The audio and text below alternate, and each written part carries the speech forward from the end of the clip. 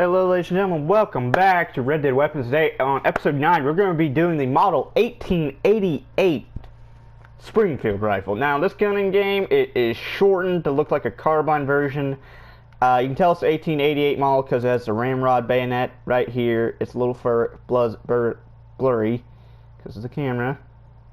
But yeah, that little pointy thing, that's the bayonet that you can pull out and attach, so I don't know if that's just something they want to do. Now, this gun is known for being one of the last of the Springfield-produced trapdoors made for the U.S. military. It was literally produced by the bolt action in Red Dead 2, the Krag Jorgensen. I've already done a video on that. This gun actually saw use in the Spanish-American War and in the Filipino-American War to an extent. This gun was designed in 1888 to have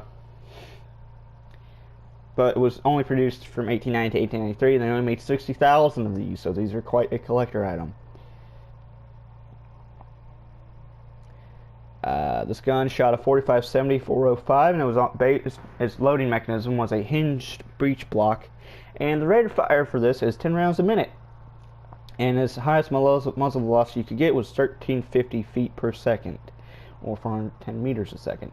These guns were pretty much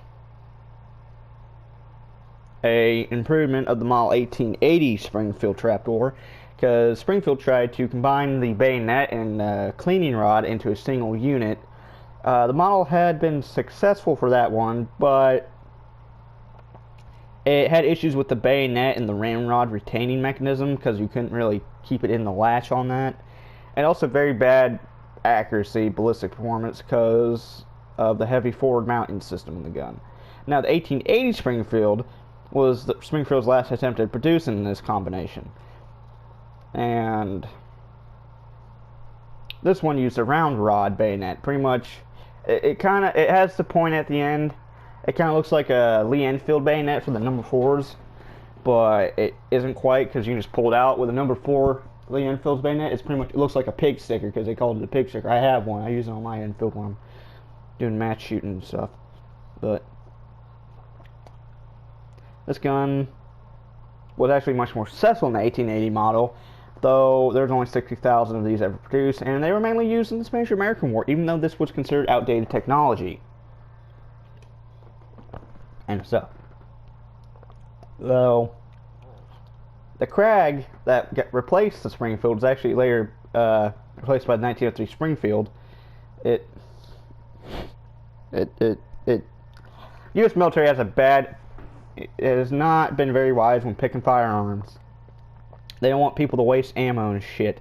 Now, the Springfield itself in-game is a powerful gun. It's more powerful than the bolt action, but I prefer the bolt action mainly because it just has more rounds in it, and it's more modern, and it hits more. That's just hearts too. Now, this gun, the sights in-game use the tangent volley sights, which are kind of revolutionary, because beforehand they never had the flip-up sights on this rifle. These guns are a redesigned version of the 1861 Springfield rifle musket that was used in the American Civil War. Now, the Springfield game looks like a carbine version. I could not find anything in a carbine Springfield. I looked it up. I'm look up again right now, so y'all don't fucking bitch at me.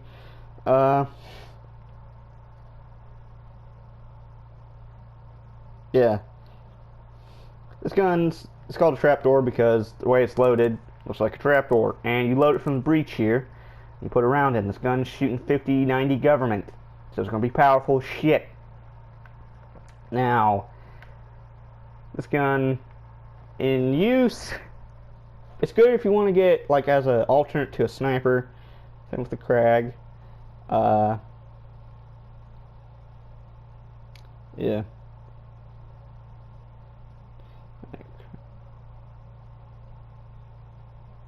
Okay, so they didn't make any carbine versions of the 1880 rifle, but I did find a thing for the Springfield model 1873 carbine. So they made that, so maybe they're trying to base this off of that, but this whole thing is, Rockstar really did weird with the Springfield in this game. If this is a carbine version 1873, which I'm pretty sure it ain't, because you have that bayonet right there at the end of the barrel, that little ramrod bayonet with the cleaning end. This rifle will be accurate to size, because it has a 22-inch barrel, I'm assuming. But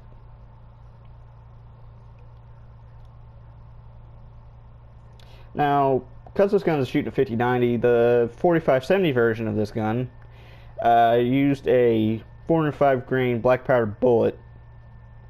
405 grain bullet that was probed by 70 grains of black powder. The gun itself, it used copper ammo, and copper is a bad choice because it expands real easy and it will cause jamming issues.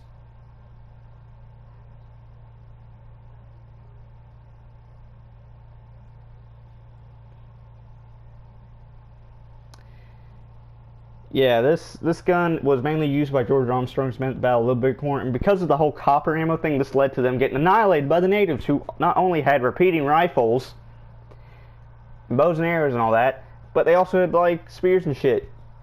Imagine being the U.S. military in 1876, Battle of Little Bighorn. You're using these Springfield rifles. Your ammo jams on you because the government wants to use copper ammo, copper cases, for the ammo.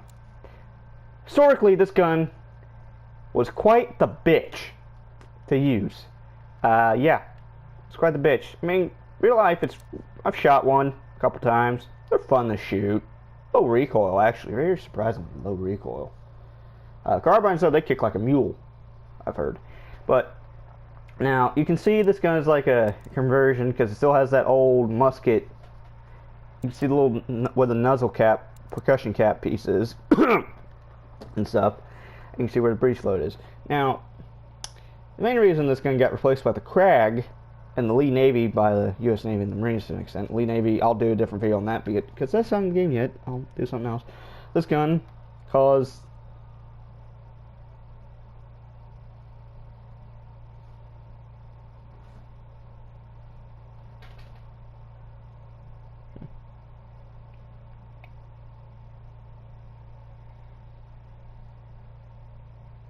and because of the copper bullet, like I was saying, sorry I dozed off there for a second, this led to them starting to use a brass case for U.S. military ammo, which eventually led to them adopting the Krag and all that.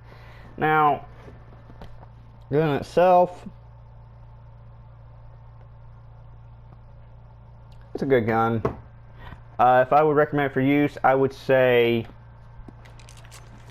stat-wise, it has less range than the bolt, I'm thinking. Yeah, it has less range than the bolt, does a little bit more damage than the bolt, but it's not as accurate, has a lower reload and fire rate, and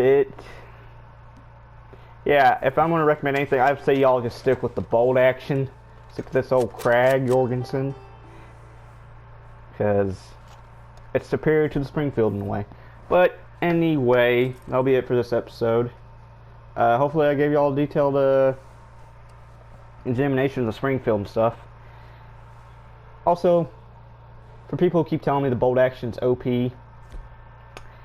it's for this time period, it's a modern fucking military weapon. But I'm not going to get into that detail. I've already explained enough on that video. Anyway, thank you all for watching. Good luck out there. And stay tuned for more, and please subscribe. Appreciate it. Anyway, auf Wiedersehen.